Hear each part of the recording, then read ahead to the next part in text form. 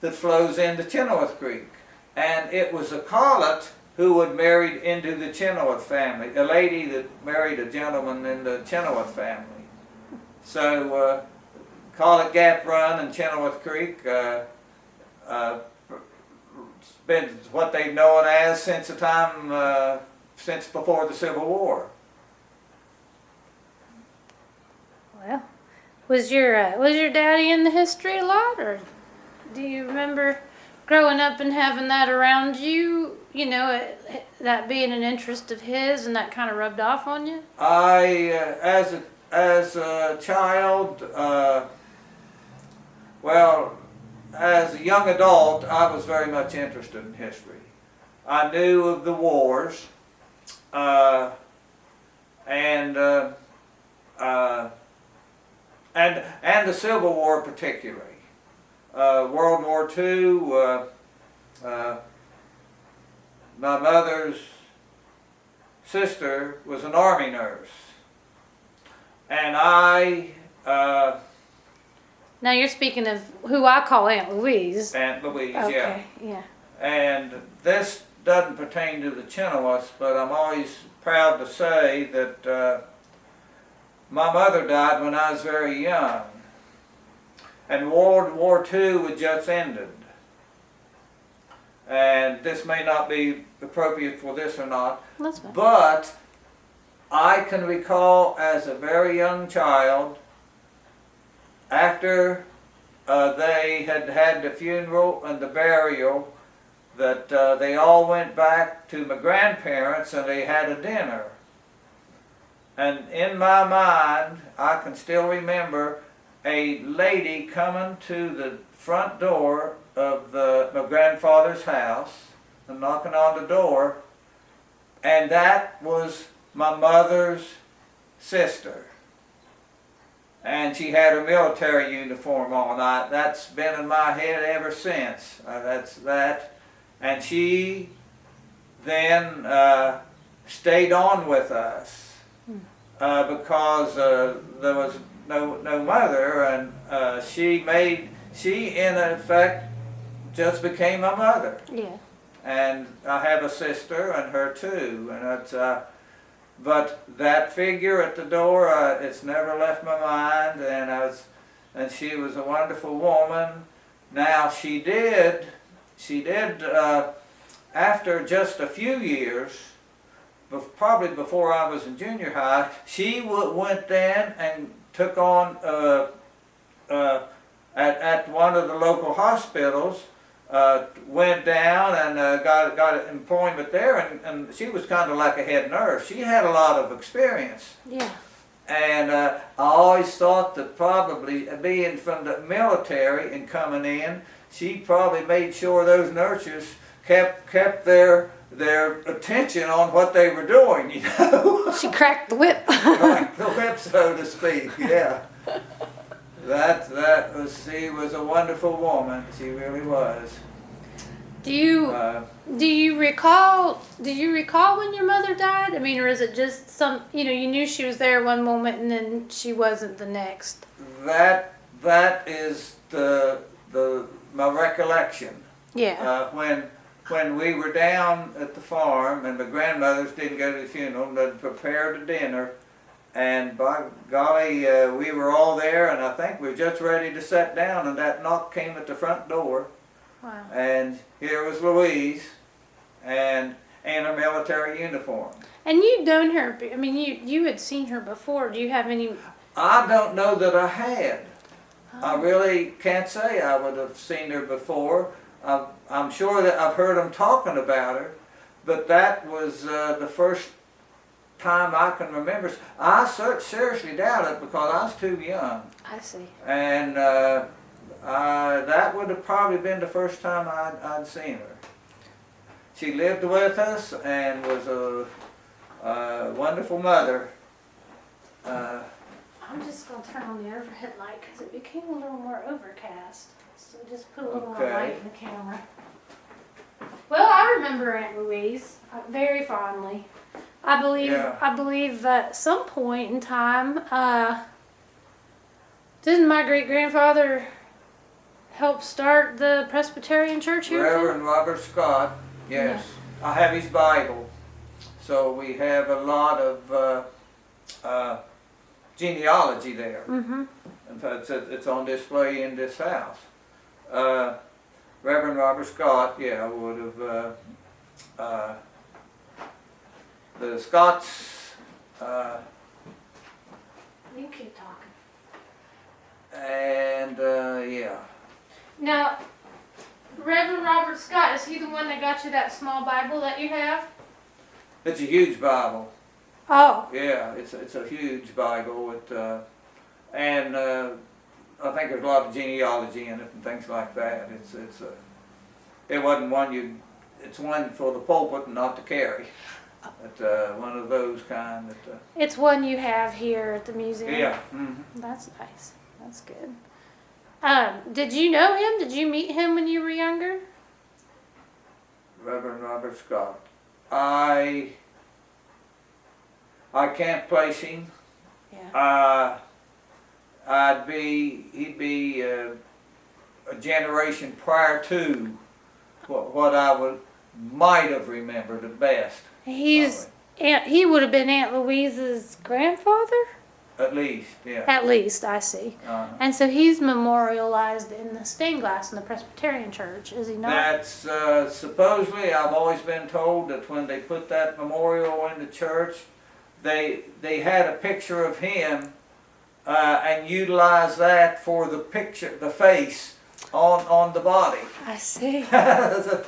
How accurate it is, I don't know, but I've always been told that. Oh, that's nice. You're looking at that face, you're seeing his picture. Huh. And of course we lived right beside the church. We lived there until after I was out of high school. And then sold the house and moved to the farm. And then we lived in the farmhouse until we built the houses we have. And Louise built a house for herself, and then we built a house for us, and that's the way it was. And she never had a boyfriend or married or any of that, I don't think. She would have probably had boyfriends. Yeah. Her father was Clifford, lived at Hazelwood. Her mother was Lila, and her sister was Lila, and that was my mother. Yeah. What was her father like? I liked Clifford. He was very nice to me, and he was a man with a lot of stories to tell. And I really was very fond of Clifford. Do you remember any of his stories? I can't remember him now, but I knew I liked him, and one thing I liked him for, and this, one of his descendants had carried this pistol during the Civil War. He fought for the Confederacy, and Clifford had that pistol, and he left it for me, and I still have that pistol. Edward Herndon Scott, in the Herndon family, had, and I have that pistol. Huh. Is it for display in the Chenoweth House? It isn't on display here. That's good. I think it'll probably go to Levi, great grandson, I guess, of mine, and but that was carried through the Civil War. And when you were a kid, where did you used to play around here? I would play any place pretty close. I probably wouldn't, as a very young child, I wouldn't go hardly off the property. But as I got older and junior high and something like that, I could travel pretty much at liberty, any place in Beverly. Hmm. The river, there's a water hole that we had a covered bridge here. We'd come and cross the river, and then we'd walk up the river about less than a quarter of a mile, and that was one of the water holes. And then there was one right down from that. Yeah, it was a fun time. Looking back, I had a very enjoyable childhood. How much has Beverly changed since then? It has changed very little as far as the number of old houses. We've lost some. It's a shame we lost because maybe they were more dilapidated than some others. But Beverly's still fortunate and does have maybe it's eight or nine original houses that were here at the time of the Civil War. Including the Chenoweth House. The Chenoweth House. Yeah. And of those, based on his fingerprints, Lemuel's fingerprints, meaning his construction techniques, I could verify that there's maybe half of those were houses that he built. I don't think he built them all, but those he built the house that was the Beverly Union Hospital at the time of the Civil War. The people that occupied that house refugeed south because their sentiments were with the South, and on the cornice of that house is the same cornice brackets that Lemuel has on this house. Mm-hmm. And other construction features, pretty much I know he would have built that house. And during the Civil War, that was occupied as the Beverly Union Hospital, and Union soldiers would be go there if there were injuries. If they were Confederate soldiers, they'd just go to somebody else's house in town. Yeah. They weren't going to waste a Union hospital for them, but they could and they definitely came here. That's documented. And I have, things that say after the war, somebody writes back to Mary because during the war she had taken him in, and he for his whatever it was wrong, and he recalled being here. And then there's 2 bedrooms over this. And they would utilize those 2 bedrooms probably, and other people would take them in, but they wouldn't. They were not apt to take in Confederates if they were Union sympathizers. They would take in Union Confederate soldiers readily. Right. But you had that coming into play at that time. What was the basement used for? Basement would have been used for the guardhouse to the bridge. We know that because I have a document where they mentioned that we could see the soldiers going to the house all hours of the day and night. And that was the guardhouse. They would go to the sergeant of the guard and they would then he would go down, they would go down, and to the bridge, those at the guards would leave and go on their way, and that sort of thing. Just military routine, of changing of the guards. So, but Lemuel lived here during that time, definitely. Right? Mm-hmm. So did he just open up the basement separate for the military? He could have used the basement. He could have used a couple rooms upstairs, and he had a big family. Mm. But they it's known that some of them occupied the Chenoweth House during the war. They occupied it for as a bedroom, to stay. Like they would be traveling through town and they'd stay here. No, there'd be units of soldiers, and they would if it was Union soldiers, and that's who it was. It's a terrible pill for him to have to swallow, but it's a war. Yeah. And was that a law that if soldiers from either side came to your house, you had to open it up for them? That was pretty much the case. Mm-hmm. Very much so. It wasn't unique to just the hospital. They did have the hospital. The hospital would have been a proper place to be. but they're not going to put a Union soldier in the Beverly, it was the Beverly Union Hospital. They wouldn't put a soldier there, a Confederate soldier.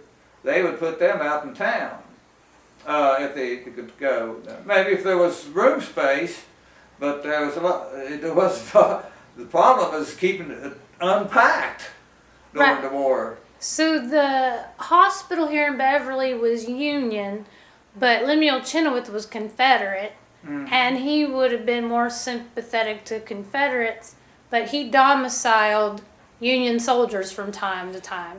It would be Confederate soldiers. Okay, you had said Union, so I just wanted to clarify. Yeah, that would all be all Union unless they had extra bed space. You mean all Confederate unless they had extra bed space? Beverly Union Hospital would be all Union. No, I'm speaking of the houses around town were Confederate. And Beverly was divided, so there was a number of houses. The one behind me back here, Stonewall Jackson's sister lived in that house. The red one? Yeah, the red brick. And she, during the war, would go to the Union Hospital and serve as a nurse, and she would take on soldiers in her house, Union or Confederate. It didn't matter to her. She, after the war, she got some accolades for her kindness that she exhibited to Union or Southerners after the war. That was in these parts that wasn't normal, I would assume. She would have been looked down on by some of the people because of that. Now, had she said that she was doing it because it was her Christian duty, or she just was a rebellious type person, or do you know what her reasoning was? I think that she probably figured it was more of a Christian thing to do than which is seldom done during wartime, you know, and that sort of thing. Was Lemuel Chenoweth a practicing Christian? The Chenoweths, I would gather, were pretty much of a Christian people.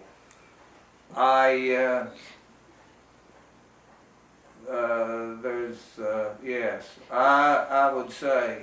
Do you have any documentation? Documentation would be in correspondence, letters, and things like that, and I think you'd find it. Yeah. And it's hard to be a Christian when I would gather that when the soldiers say, I need your bedroom upstairs, you've got a Union man here that we want to get him in and where he can have a bed, the hospital's full, you know, and that sort of thing. Yeah.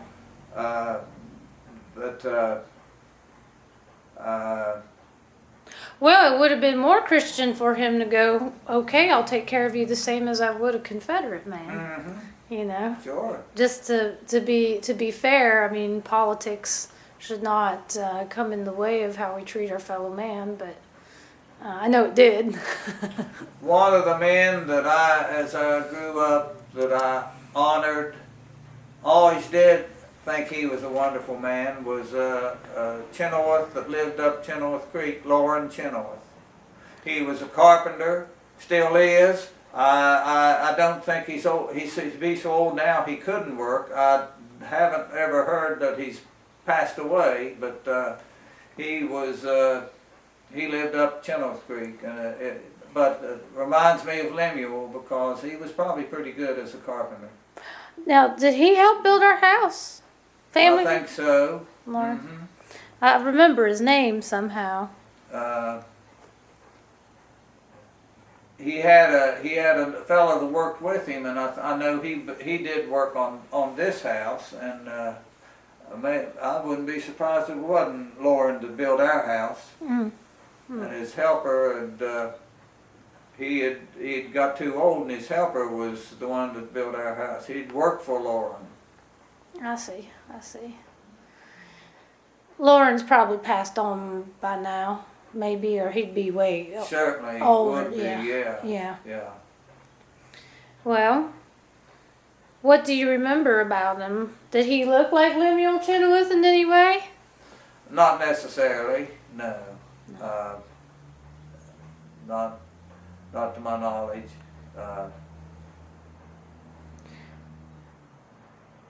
Now, when you were growing up in this area, that bank that's there on the corner, that must have been thriving at that time. That would have been, yeah.